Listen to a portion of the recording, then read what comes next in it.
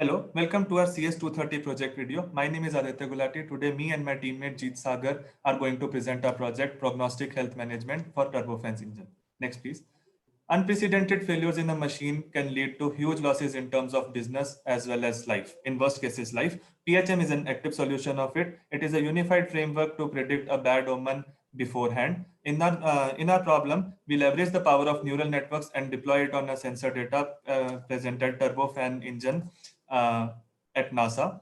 So this neural network can predict the RUL, remaining useful lifetime of a product, which can in turn help the engineers and domain experts to replace, substitute, or even repair a product. So this further mitigates the downtime of a system and safeguards the environment. Moving on next. In addition to the sensor data available in the dataset, we use the unscented Kalman filter algorithm to generate more usable features using physics-based enhancement. We used 50 by C vectors as the input to our models. Here C is the number of features. This corresponds to a sequence of 50 time steps. We have also developed a user interface for easy training and deployment of the model. At inference time, the UI shows real-time performance and key statistics. Next, we look at the network architectures.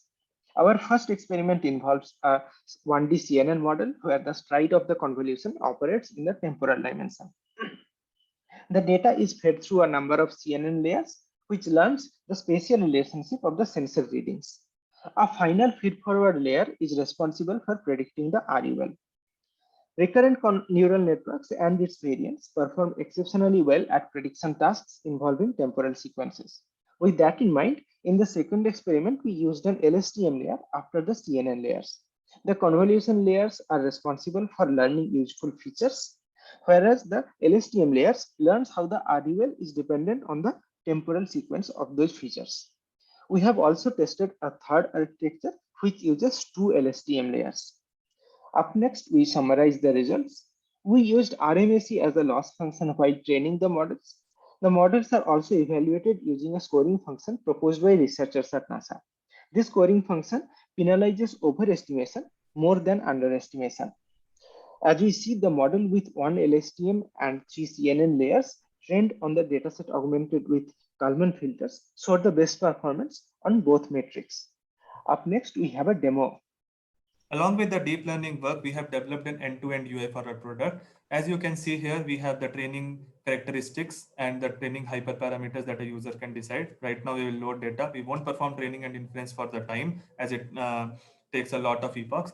Now, right now, you can see the loss trends of the latest training, the best training that you have had. Train test eval functionality shows how well your model has generalized over test data and train data. Right now, you can see on 11 and unit 11 and 15, your model is generalizing well, and you can even see for other units as well. Now, deployment is one thing that can give you all the tolerance statistics, whether your model, if it is deployed, will it be a good model to deploy or not. So this can tell you within +8 or -8 whether you are performing a great job in deploying it or not.